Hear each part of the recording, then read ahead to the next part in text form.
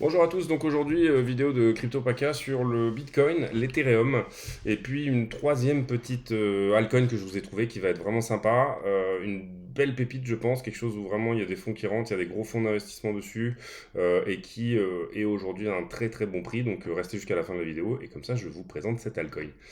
Donc on va attaquer directement sur le BTC. Donc ce qui se passe sur BTC, c'est que, donc vous vous rappelez, on est toujours dans cette vague 2 là ici. Ici on a beaucoup d'objectifs qui convergent aux 51 000. On est sur un rebond, donc ce qu'on appelle un short squeeze, c'est-à-dire que tout le monde a shorté ce mouvement et que du coup, en fait, les marchés viennent chercher les liquidités des shorters. Voilà, j'en ai moi-même été victime parce que en fait, j'ai placé un trade là aujourd'hui, à peu près dans cette box rouge, là au milieu de cette box rouge, qui est une très bonne zone pour placer un short. Je vais vous expliquer pourquoi après. J'avais placé un stop là juste au-dessus de ce dernier creux là, ici, que vous voyez là. Voilà. Et bah, je me suis fait sortir peut-être parce que j'avais été un peu agressif sur le stop, mais c'est pas trop un problème, ça me dérange pas. Au sens où, en fait, j'avais joué un trade qui avait un très bon ratio récompense. Alors, qu'est-ce que c'est que le ratio récompense? C'est je vais risquer 1, par exemple, pour gagner, ici c'était 4,58. Donc je mets 1 dans la balance, c'est-à-dire que mon stop loss, on va dire, représente 1 euro pour gagner 4 euros. Donc très très bon ratio. C'est très rare d'avoir des ratios aussi bons. C'est pour ça que j'ai pris ce trade, parce que vraiment, bah, c'était un trade pas très risqué, on va dire. Et en fait, il faut comprendre que le ratio risque-récompense va vous permettre, en fait, par exemple, là, sur un ratio de 4,5, bah, vous pouvez perdre quasiment 80% de vos trades. Au final, vous serez quand même à break-even, quoi. C'est-à-dire que vous serez quand même au point mort. Donc, ce ratio, il est hyper important. Moi, je prends jamais de trade en dessous d'un ratio de 2. Donc là, ça aurait été sortir ici, à peu près à ce niveau-là. Donc voilà, j'ai essayé de shorter le Bitcoin aujourd'hui, ça n'a pas marché. J'ai fait partie des gens qui se sont fait prendre leur stop sur cette histoire. Donc ça permet aussi de comprendre un petit peu la psychologie de marché. Bah, il y a des gens comme moi qui ont, on va dire, des scénarios. Et puis ces scénarios, parfois, bah, ils ne se réalisent pas parce que le marché doit punir ces gens-là. Voilà, en gros. Moi, en plus, je suis rentré en levier, donc voilà, j'ai pas perdu beaucoup. Encore une fois, j'ai dû perdre peut-être 300 euros, quelque chose comme ça. C'est pas dramatique. Je jouais pour gagner 1005, c'était pas quelque chose d'énorme non plus, mais voilà, c'était un petit trade histoire de jouer ce décompte que je trouvais bien. Donc c'est des choses qui arrivent, c'est pas grave, comme je vous dis, avec des ratios comme ça, on peut pas se planter entre guillemets. Donc voilà. Alors, on est sur toujours le BTC. Donc, ce qui s'est passé aujourd'hui, c'est qu'en fait, moi, j'avais plutôt vu une zigzag là sur cette correction bleue que vous voyez, qui s'arrête ici, à peu près dans la box rouge, et qui redescend dans sa zone d'objectif, on va dire. C'est pas vraiment ce qui s'est passé. On a plutôt dessiné en fait une flat, c'est-à-dire qu'on est remonté au-dessus de 90% de la racine de ce mouvement-là. Et puis là, on s'attend probablement à ce que ça redescende si le décompte est bon. Le décompte peut se dérouler autrement, c'est-à-dire que là, moi, c'est ce que je lis en fonction de tout ce que je vois, des objectifs qu'il peut y avoir sur le BTC actuellement, mais le décompte peut se dérouler autrement. Je vais vous montrer un autre décompte possible, par exemple, et puis je vais vous expliquer aussi pourquoi on est dans une configuration à la fois baissière à court terme, mais très très boule à long terme. Donc ici, si je vous montre cette figure, c'est pour vous expliquer que le décompte pourrait potentiellement être un peu différent. Pourquoi il pourrait être un petit peu différent? Parce que on a ce qu'on appelle ici en fait un broadening wedge en anglais. Alors en français, je ne sais pas comment on pourrait appeler ça, peut-être un biseau descendant en expansion. Je pense que c'est ça. Et vous avez là deux droites de tendance qui pour l'instant sont des droites de tendance parce qu'on n'a pas eu trois touches. C'est-à-dire que moi je considère qu'une résistance est une résistance bah, quand on a eu trois touches. Là ici on les a quasiment eu. Hein. Si on corrige un petit peu, là on est venu dépasser, mais on va rentrer dedans. Enfin, moi, c'est ce que j'anticipe, en tout cas.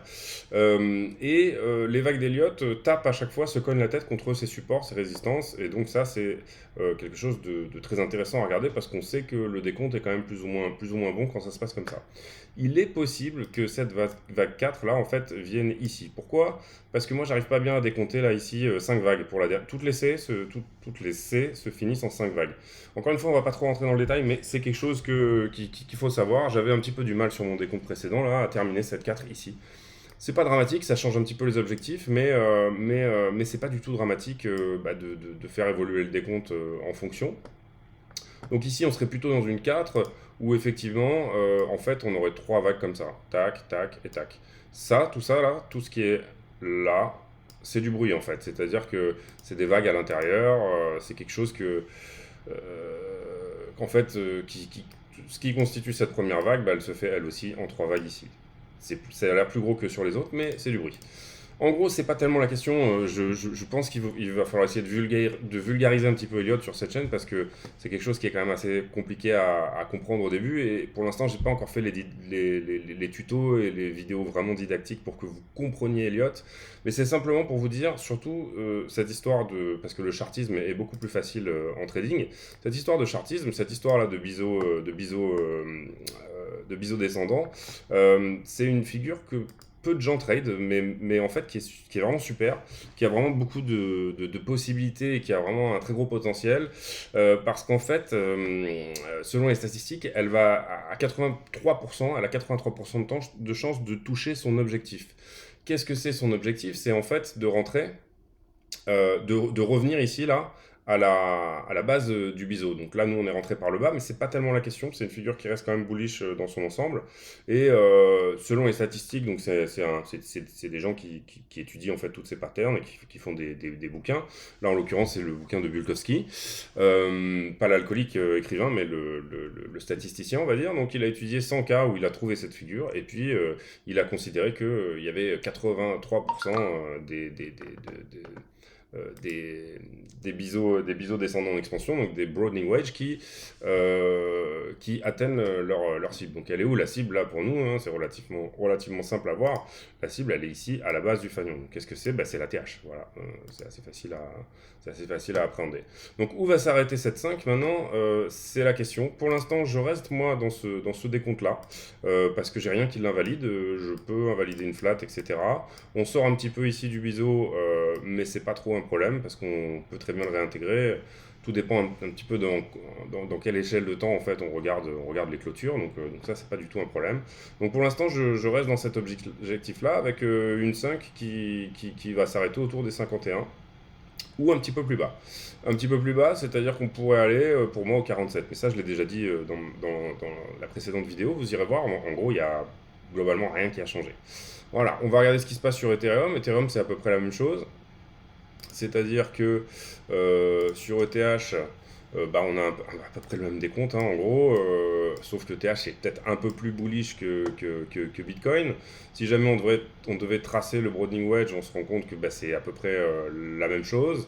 Et Ethereum montre des signes, moi je trouve, beaucoup plus intéressants en termes de... En fait, Ethereum il y a moins de levier, quoi. C'est-à-dire il est moins leveragé, donc c'est quelque chose qui va lui permettre certainement de repartir un peu plus à vide par rapport à Bitcoin où tout le monde rentre et où c'est un train qui est très lourd parce qu'on ne peut pas faire gagner tout le monde, voilà, tout simplement. On peut pas emmener tout le monde d'un point A à un point B comme un train, hein. Et ben là sur Ethereum, on a plus de gens qui l'achètent en spot, donc ils l'achètent sur le marché normal et qui évitent de prendre du levier pour partir avec ce train-là. Et donc du coup, on va dire qu'ils ont moins de bagages, hein, donc on peut en prendre plus. Voilà. Donc ça c'est l'idée. Pour moi Ethereum, toujours pareil, la target en descente 3636 approximativement pour cette vague 2 et ensuite on s'extirpe vers le haut. Rappelez-vous qu'il y a aussi un scénario baissier que je vous ai montré sur les 2 vidéos de hier et avant-hier, qu'il est possible d'envisager, qui sera invalidé à partir d'un certain point, donc je vous dirai quand, mais il y a aussi un scénario baissier qui existe. Ethereum contre Bitcoin, qui est toujours intéressant à regarder aussi. En fait, on se rend compte sur le long terme, sur Ethereum contre Bitcoin. Alors, Ethereum contre Bitcoin, il faut savoir que c'est un très très bon indicateur pour en fait savoir est-ce qu'on va avoir une altcoin season ou une Bitcoin season, disons. On va dire ça comme ça. Ethereum contre Bitcoin, c'est-à-dire qu'en fait, les altcoins surperforment le Bitcoin ou le Bitcoin surperforme les altcoins.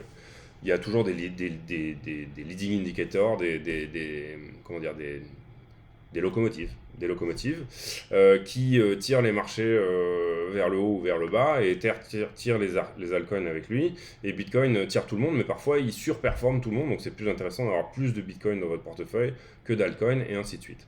Là, on a sur Bitcoin contre Ethereum une tasse-séance. Alors une tasse-séance, on voit ici la tasse, hop, une grande tasse à café comme ça, et ici la anse. Quand on va casser là, cette ligne de coup, donc qui représente le départ en fait comment expliquer, le départ du mouvement, enfin les trois touchettes, donc le haut de la tasse et puis la anse, on a théoriquement une cible qui est ici, on reporte en fait le haut et le bas de la anse au point de cassure. Donc quand on va casser ce point de contact, on a des bonnes chances de revenir à un Ether qui vaut 0,14 Ethereum. Moi, j'ai tendance à chercher un peu moins loin sur ces cibles-là de ta séance, parce que je sais plus, mais je crois que là, on doit être à 50% d'écart. Alors que si on va chercher moins loin, on va chercher à peu près 70% de la target initiale. En fait, on a des statistiques qui sont bien meilleures. Je dirais, je sais plus exactement, mais on doit être à 60%, un peu plus de 65%. Donc, non, je vous dis une bêtise, c'est 74%. Donc, à partir du moment où on va casser cette ligne de coup là, on aura 74%. Franchement, hein, il faut que ça casse, et il faut que ça vienne le retester éventuellement, même cette ligne de coup. Il faut vraiment la casser, quoi. Hein. On a 74% de chance d'atteindre la target que je vous ai montré en vert. L'autre target, je crois que ça doit être peut-être quelque chose comme 46 ou 50%. Voilà. Donc on se donne beaucoup plus de chance en limitant légèrement la target. Donc si vous voulez faire un trade où vous achetez de l'Ethereum maintenant, et puis vous le revendez contre du BTC au moment où il sera au-dessus de 0,12, là en l'occurrence, donc presque 1 x 2 par rapport à maintenant, ben vous aurez gagné 2 fois plus d'Ethereum en ayant gardé vous aurez gagné 2 fois plus de Bitcoin en gardant de l'Ethereum un certain temps. C'est l'idée en fait, hein. C'est-à-dire que moi je considère que l'accumulation de Bitcoin est une très bonne méthode de trading, c'est-à-dire on essaye d'accumuler un maximum de Bitcoin au fur et à mesure de ces trades. On peut aussi, si on ne sent pas le marché, si on ne sent pas le Bitcoin, accumuler des stablecoins ou du dollar. C'est aussi une chose qu'on peut faire, ou on peut aussi trader pour vivre simplement, mais moi quand j'ai pas besoin, je préfère épargner en Bitcoin que de mettre ça sur un livret A, en tout cas. Voilà, c'est mon avis. Ensuite, on va regarder une petite altcoin que je vous ai sélectionnée, qui va vraiment bien. Il s'agit du Perlin. Alors je pense que le Perlin n'est disponible que sur... Enfin, peut-être pas que sur, mais en tout cas il est sur Binance, c'est sûr. Donc je vous laisserai le lien en description pour avoir, je pense que c'est 10% de remise sur les frais sur Binance. Ça vous donne 10% à vous, et ça me donne 10% à moi, donc c'est ce qui permet que tout le monde soit content. Et moi j'ai des frais moins chers, et puis vous aussi, donc c'est de l'échange mutuellement avantageux, comme on dit en économie.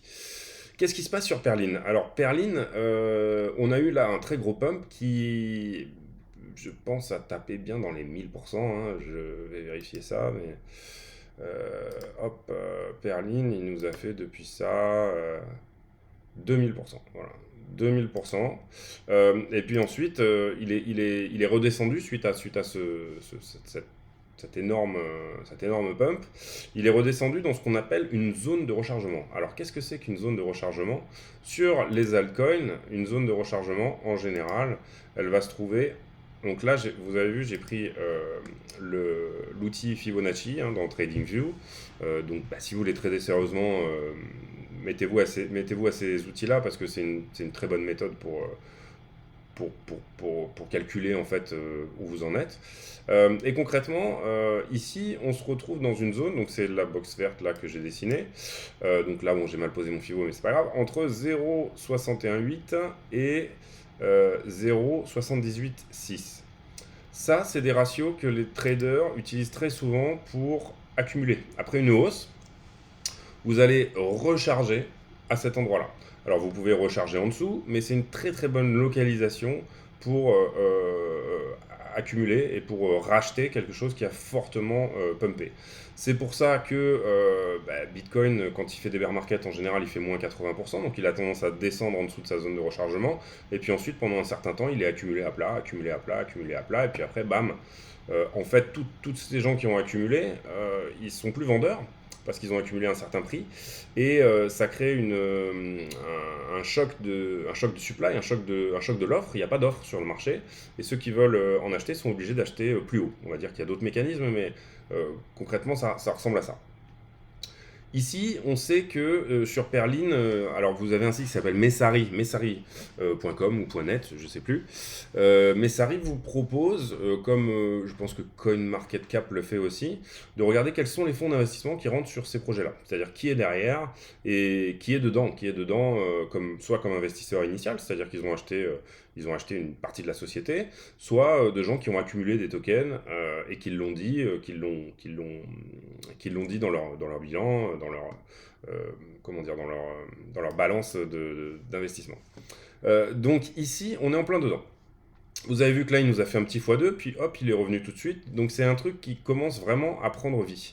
Pourquoi il faut chercher ce type de coin Parce qu'en fait, lui, il est descendu très fort, hein, là, évidemment, voilà.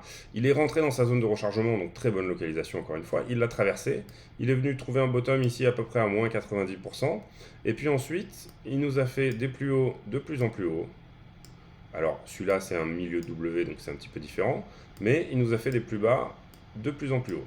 Donc c'est quelque chose qui a déjà une forme de tendance. On pourrait la tracer.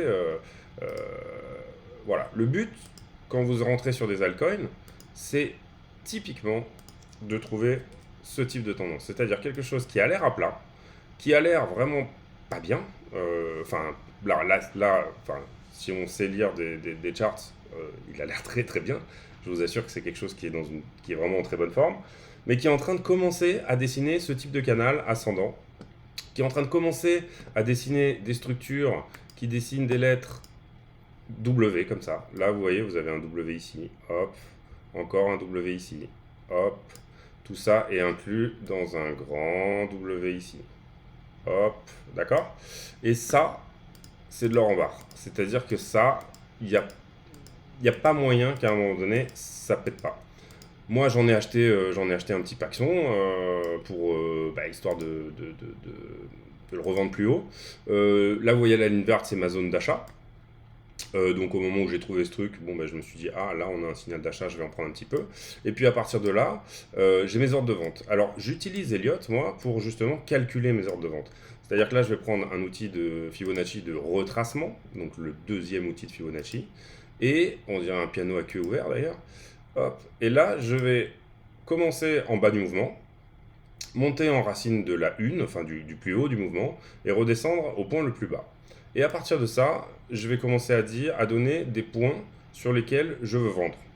En fait, ça va me permettre, en plaçant mes ordres à l'avance, de ne pas avoir à réfléchir à ce truc-là.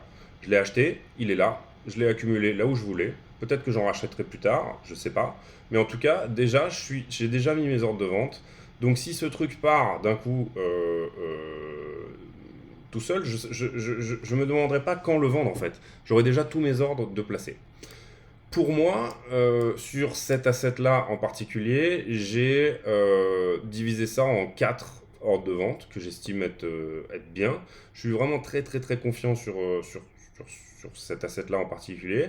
Donc du coup, ici, j'en vends, je pense que c'est 20%, ouais, un petit peu moins. Si c'est 20%. J'en vends 20% ici. De manière en fait sur un x3, donc ça a été acheté à 0,9, sur un x3, j'en vends 20%, de manière à quasiment rembourser mon achat initial. Donc si jamais ce truc fait à peine son ancien ATH et puis ensuite retombe, donc en fait il nous dessine un grand M, à ce moment-là j'aurais quand même remboursé une bonne partie de mon investissement ici. Il y a certaines personnes un peu plus conservatrices, qui conservent. Qui sont historiquement, on va dire, plus timides, qui vont se dire que ici, à x2, là par exemple, ils auraient vendu la moitié de leur bague. C'est-à-dire que vous ne pouvez pas perdre en fait. C'est-à-dire que dès que vous êtes à x2, vous vendez la moitié. Ça s'appelle la stratégie SHAD. C'est une très bonne stratégie pour les débutants, où vous dites sell half at double. Donc en fait, ça veut dire vous vendez la moitié au double. Dès que le prix a doublé, vous vendez toujours des moitiés, des moitiés, des moitiés. Donc on va dire à x4, vous allez vendre la moitié de votre bague une nouvelle fois. Et puis à x8, vous allez vendre la moitié de votre bague et ainsi de suite. Moi, je marche pas comme ça, je marche plutôt en Elliott parce que j'aime bien Elliott, je trouve que ça permet, quand on est sur un très bon plan, il faut comprendre que ce truc-là, il a fait 1000%, hein, donc à partir du moment où, là on parle de x10, c'est quand même des beaux investissements, ça va. Donc voilà, donc ici, moi au triple, j'en vends 20%, et puis après, j'ai placé des ordres, ici, en fonction des vagues d'Elliott que j'avais calculées. Donc j'aurais pu ici placer sur la 3 aussi un ordre au 1.168, qui est un très bon ratio. Peut-être que je vais le faire, peut-être que je vais descendre là par exemple ces trois ordres, ces deux ordres là ils sont très rapprochés, je vais peut-être en descendre un. Et vous voyez que je vends 80% de mon bag, c'est-à-dire que je garde toujours 20% à la fin, qui du coup auront une valeur qui aura été multipliée par 10, pour attendre le vrai top de marché. Ces 20% là, je les touche pas, je les laisse monter, et là j'attends que ça corrige. Au moment où ça corrige, il y aura toujours un rebond. C'est-à-dire que le marché va corriger, il va rebondir, et en haut du rebond, là où j'aurais calculé que c'est le bon moment, et je pense on a trouvé un top, et que je peux vendre ces 20% restants, je les vendrai à cet endroit-là. Si vraiment je crois dans le projet, je garderai les 20%, peut-être plus. Voilà, on a tous des coins dans lesquels on croit beaucoup parce qu'on les trouve pratiques, faciles, rapides, très peu chers en frais, etc. Donc on se dit, bon, bah ça c'est peut-être le nouveau coin du futur, on va dire, hein. Donc voilà. Concrètement, voilà, c'était pour vous montrer ce type de setup. C'était pour vous montrer aussi en même temps une altcoin que je trouve sympa en termes de structure. Je trouve qu'elle fait une jolie structure. On est en train de commencer à dessiner un canal. On espère que soit ça va casser violemment comme ça. Donc là, ça veut dire qu'on va sortir du canal là qu'on est en train de faire comme ça. Ça, c'est typiquement un canal d'accumulation, c'est-à-dire que en fait, on accumule de plus en plus et les gens sont prêts à payer de plus en plus cher pour avoir une partie de ce token-là. Et aussi, également, quelque chose d'important qu'il faut regarder dans ces cas-là, c'est le unbalanced volume. Donc, qu'est-ce que c'est que le unbalanced volume? On va essayer, peut-être qu'il est là-dedans. Oh bébé. Voilà. Qu'est-ce que c'est? C'est à quel point les capitaux rentrent en fait sur ce projet et ne sortent pas. Le volume on balance, c'est en fait à chaque fois qu'il y a une hausse dans le volume avec un certain prix d'achat, on l'ajoute, et à chaque fois qu'il y a une baisse, on la diminue. Là, vous voyez que ici, là, donc sur ce, peut-être voilà, dessiné, ici sur ce top là, on était là en unbalanced volume, ok?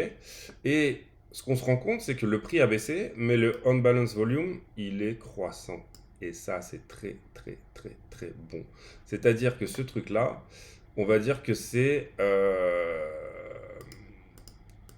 j'allais dire, un géant qui dort, mais oui, c'est ça. C'est quelque chose où vraiment, il y a une accumulation qui se fait en soum-soum, tranquillement. On essaye de ne pas faire partir le prix. Là, vous voyez ici, c'est parti. Mais vite, on s'est ravisé, on l'a laissé redescendre en zone de rechargement. Et en fait, on essaye de surtout pas envoyer les signaux que tout le monde doit rentrer sur ce truc-là, de manière à en accumuler le plus possible. Donc vous avez ici une phase d'accumulation là qui est énorme. Souvent, les accumulations, elles peuvent aussi se faire à plat. Mais là, on voit très bien que ça monte. Donc les gens sont prêts, enfin les institutionnels surtout, sont prêts à payer de plus en plus pour accumuler ce truc à ce prix-là, parce qu'ils savent très bien que ça va aller vraiment, vraiment haut. Donc ça, c'est l'idée. À partir ça peut même être des achats qui sont algorithmés, c'est-à-dire que vous demandez à des machines de les acheter, mais pas trop, de calculer exactement les quantités qu'il faut pour ne pas trop faire monter le prix, de manière à en accumuler un maximum. Si d'un coup, il y a quelqu'un qui appuie sur le bouton, comme je vais zoomer un petit peu, mais hop, tac.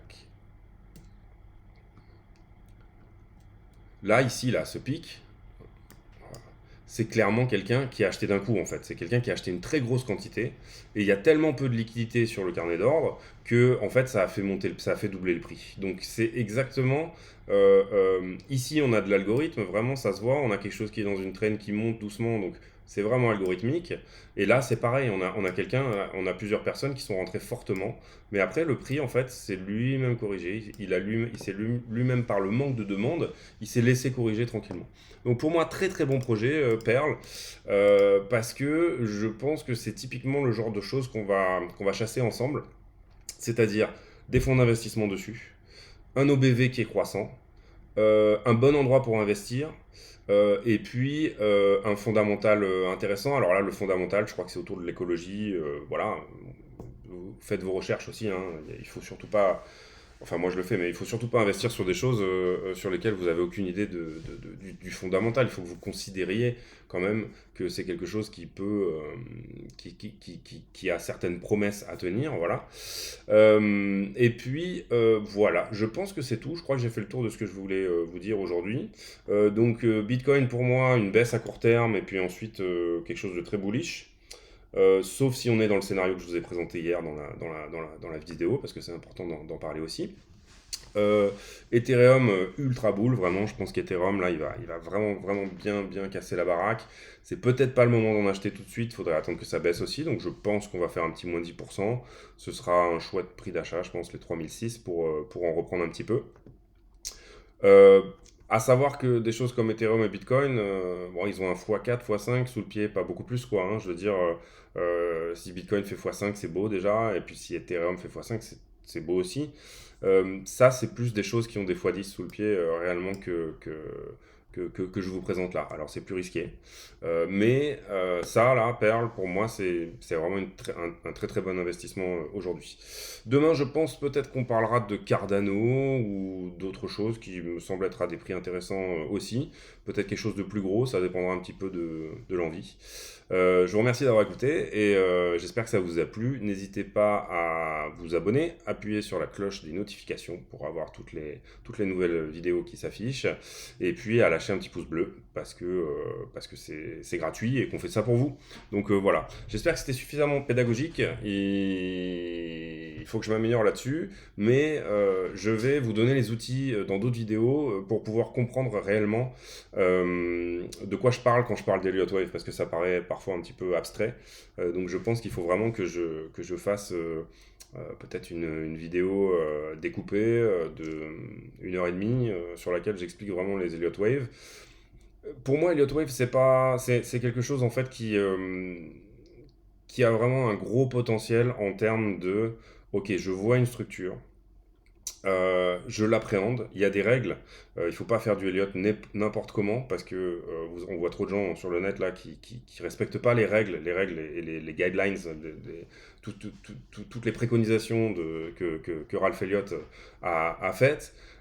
Et malheureusement, en fait, c'est des choses qui du coup sont mal utilisées, donc les gens se disent bah ça marche pas.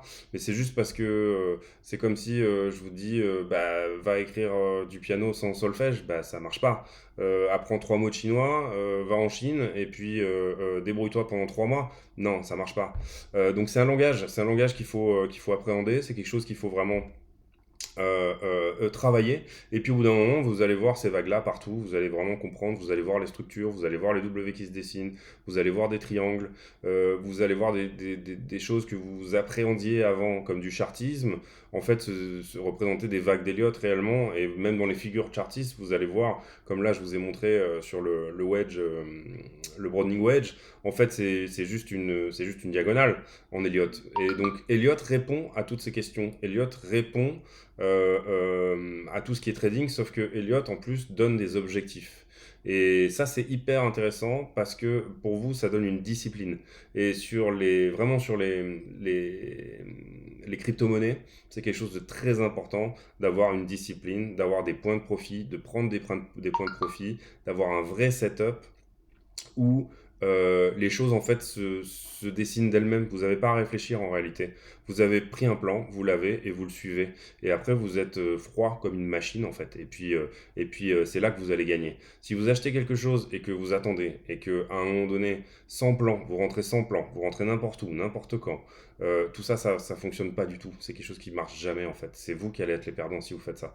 Si vous réussissez à vous former, si vous réussissez à passer du temps là-dessus, à vraiment prendre le temps de faire les choses bien et de respecter l'outil que vous utilisez, c'est-à-dire que, je sais pas, moi, on va pas se laver les dents avec un fusil de chasse. Là, vous avez un outil pour faire du trading, et ben, essayez de l'apprendre à fond, essayez vraiment de rentrer dedans. Il y a des tas de tutos là-dessus, etc. Je vais essayer d'en faire un à ma sauce, vraiment, parce que je pense que c'est intéressant que vous ayez ma méthode d'Eliott à moi, comment je l'utilise, comment moi ça m'aide.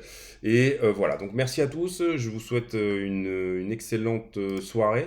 J'ai des petits soucis en ce moment avec YouTube, je sais pas si quelqu'un peut m'aider. J'arrive pas bien en fait à uploader les vidéos, donc elles mettent beaucoup de temps à se mettre en version HD. Donc c'est dommage parce que j'ai des nouvelles qui sont fraîches et en fait ça met 4 ou 5 heures à rentrer sur YouTube. Donc je sors mes vidéos en 1080 pourtant, dans le format qu'il faut, MP4, etc. Je sais pas pourquoi ça prend extrêmement de temps. Si quelqu'un a la solution, mettez-la moi en commentaire. Je vais essayer de régler ça rapidement parce que bah, c'est très long et puis ça m'embête pour vous que tout ça soit pas plus rapide et que les vidéos tombent pas tout de suite sur YouTube. Alors ça upload un espèce de format tout pourri, le 360 pixels là, et c'est vraiment pas terrible. Donc du coup j'attends avant de la rendre publique que la HD soit sortie parce que sinon c'est complètement illisible. Voilà, donc excusez-moi pour ça, je vais trouver la solution, je vais m'occuper de ça assez rapidement. Voilà, des petites choses aussi, des nouvelles petites choses, du genre je vais acheter un micro, je vais essayer de faire un truc un petit peu mieux, un petit peu moins roots. Donc voilà, merci de m'avoir suivi, je vous souhaite une excellente soirée, c'était CryptoPaka, à bientôt.